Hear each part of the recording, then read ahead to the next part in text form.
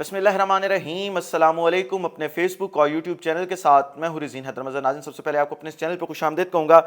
ناظرین، audio leaks کا معاملہ جو ہے وہ اس وقت بہت زیادہ پیچیدہ ہوتا جا رہا ہے، اور اس وقت حکومت بوکھلا چکی ہے، کیونکہ حکومت کی آڈیو لیکس کے پیچھے جو ماسٹر مائنڈ ہے اس کے ساتھ ڈیل نہیں ہو پا رہی۔ حکومت نے بہت کوششیں کی، ہم آپ تک خبریں پہنچاتے رہے، لیکن ان کی ڈیل نہیں ہوئی۔ اب انہوں نے پورے کا پورا جو آڈیو لیکس کا ملبہ ہے وہ اپنے ایک سپوک پرسن مبشر لقمان کے ذریعے جنرل فیض حمید پر ڈالنے کی کوشش کی ہے۔ کیا تفصیلات ہیں یہ آپ کے سامنے رکھوں گا۔ اسحاق ڈار نے دوبارہ آتے ہی ڈرامے بازیاں شروع کرتی ہیں، یہ تمام تر تفصیلات بھی ہیں، اور ساتھ ہی لندن کے اندر جن لوگوں نے احتجاج کیا تھا ان کے خلاف جو گھیرا ہے وہ تنگ کر دیا گیا ہے۔ یہ تمام تر تفصیلات بھی آپ کے سامنے رکھنی ہے۔ اس سے پہلے آپ سے درخواست کروں گا چینل کو سبسکرائب کرنا مت بھولیے گا، بیل آئیکن کو بھی دبا دیجیے گا تاکہ میرے آنے والے تمام تر جو ویڈیوز ہیں وہ آپ تک پہنچتی رہیں اور آپ کا اور میرا جو یہ تصویر اور آواز کی دنیا کا ساتھ ہے یہ برقرار رہ سکے۔ ناظرین، اسحاق ڈار، آپ کو پتہ ہے کہ جب پچھلا دور حکومت تھا پاکستان مسلم لیگ نون کا، تو کس طریقے سے ڈالر کو مصنوعی طریقے سے نیچے رکھا گیا، اور اس ڈالر کی پرائس کو مصنوعی طریقے سے نیچے رکھنے سے سائیڈ ایفیکٹ کیا ہوا ہماری معیشت کے اوپر کہ ہماری اکانومی مکمل طور پر ختم ہو گئی، تباہ ہو گئی، اور جب اگلی حکومت آئی اس کو بہت زیادہ مشکلات کا سامنا کرنا پڑا۔ اور عمران خان بارہا اپنی تقاریر کے اندر یہ کہتے رہے کہ اس امپورٹڈ اور نااہل ٹولے نے، یہ جو ایک نااہل وزیر خزانہ تھا، ایک مفرور شخص جو اب واپس آیا ہے، اس کے اوپر بھی بات کرتے ہیں ابھی تھوڑی دیر میں، لیکن اس شخص نے ڈالر کو مصنوعی طریقے سے جو ہے وہ نیچے رکھا، اس کا قیمت نیچے رکھی، اور جب ہماری حکومت آئی تو بلکہ جیسے ہی نون لیگ کی حکومت ختم ہوئی ڈالر ساتھ ہی بڑھنا شروع ہو گیا۔ جیسے ہی وہ ایک حکومت آئی ہماری جو عبوری حکومت ہوتی ہے،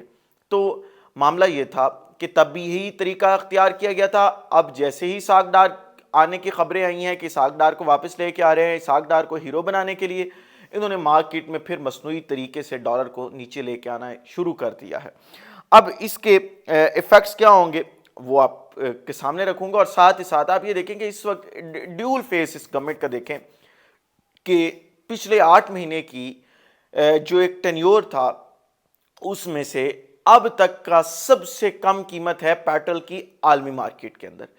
اور اس وقت اگر حکومت چاہے تو 63 روپے کا ریلیف دیا جا سکتا ہے لوگوں کو، یعنی 200 سے آٹومیٹیکلی پرائس نیچے آ جائے گی پیٹرول کی۔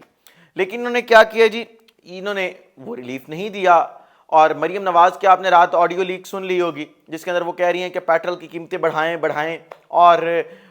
اس پوری کی پوری سینیریو کے اندر جو ہے وہ اب انہوں نے کہا ہے کہ اسحاق ڈار آ گئے ہیں جی، تو اسحاق ڈار کے جھنڈے لگانے کے لیے کہ اسحاق ڈار آیا تو ریلیف آنا شروع ہو گیا،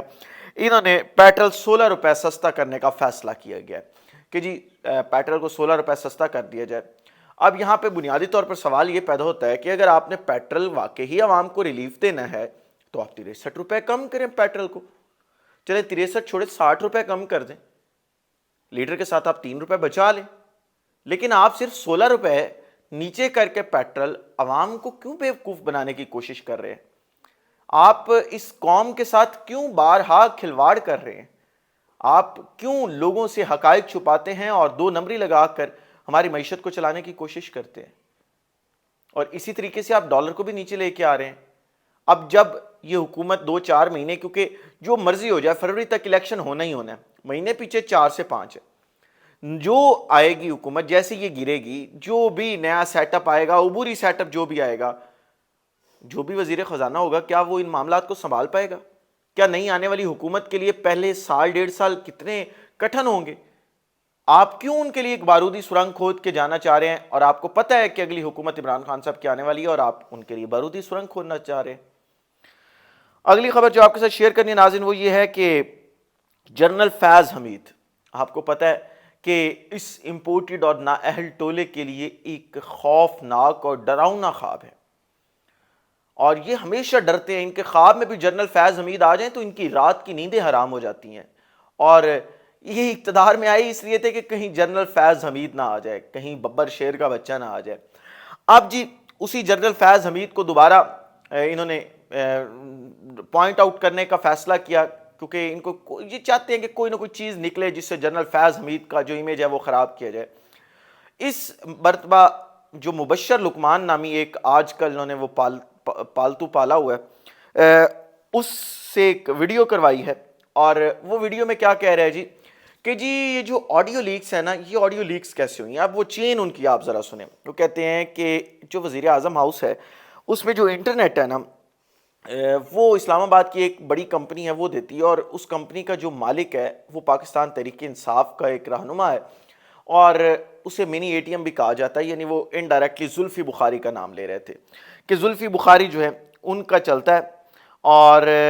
وزیر اعظم ہاؤس میں اسی انٹرنیٹ کی ایکسیس جاتی ہے۔ اب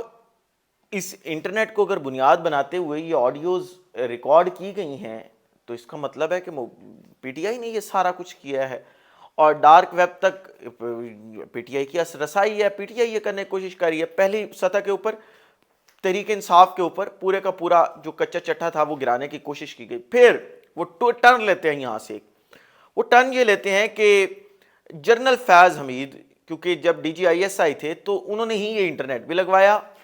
اور ساتھ انہوں نے جتنی بھی وہاں پہ پوسٹنگز ہوئیں وزیر اعظم ہاؤس کے اندر، آئی بی کی تعیناتیاں وہ انہوں نے جنرل فیض حمید نے کی، اور جنرل فیض حمید کا بڑا اثر و رسوخ تھا وزیر اعظم ہاؤس کے اندر، اور وزیر اعظم ہاؤس کے اندر جنرل فیض حمید نے ہی یہ پورے کا پورا ٹریپ لگایا تھا جس سے وہ ریکارڈنگز کر سکیں اور اس کو وقت آنے پہ استعمال کیا جا سکے۔ آپ ذرا یہ دیکھیں کہ جنرل فیض حمید کے بعد ندیم انجم صاحب آ گئے،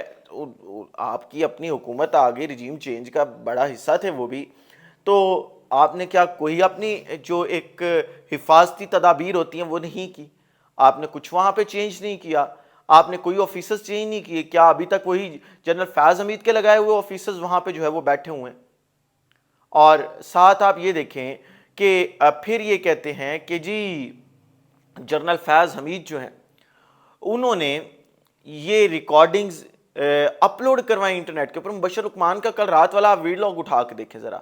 کہتے ہیں کہ جنرل فیض حمید نے یہ وہاں پہ ریکارڈنگز جو ہیں رکھوائی ہیں۔ اور میں اب آپ کو یہاں پہ ایک اور خبر دیتا جاؤں، وہ یہ ہے کہ ہیکرز جو ہیں انہوں نے ایک ڈیمانڈ کی تھی رقم کی، اور یہ کہا تھا کہ ہم یہ سیل کریں گے۔ حکومت بڑا زور لگاتی رہی، لیکن اب ہیکرز نے یہ کہہ دیا ہے کہ مزید کوئی ڈیل نہیں ہوگی، کیونکہ ڈیلز جتنی بھی تھیں وہ ناکام ہو چکی ہیں۔ اب ہم جمعرات کی شام کو جو ہے وہ تقریباً 100 گھنٹے کی یہ ریکارڈنگز ہیں، وہ پورے کا پورا جو ڈیٹا ہے اس کو ہم زپ فائل میں ریلیز کر دیں گے، اور وہ عوام کی اسیس میں ہوگا۔ اور آپ یہ دیکھیں گے کہ جیسے یہ ریکارڈنگ آتی ہیں، یہ امپورٹڈ ٹولہ کس طریقے سے دھڑم کر کے نیچے گر جائے گا، کس طریقے سے ان کی ایسی چیز سامنے آنے والی ہے کہ یہ خود خوف زدہ ہیں کہ ہو کیا رہا ہے ان کے ساتھ۔ اور یہ ریکارڈنگز بڑی خطرناک قسم کی ریکارڈنگز آنے والی ہیں، جس سے یہ امپورٹڈ اور نااہل ٹولہ جو ہے وہ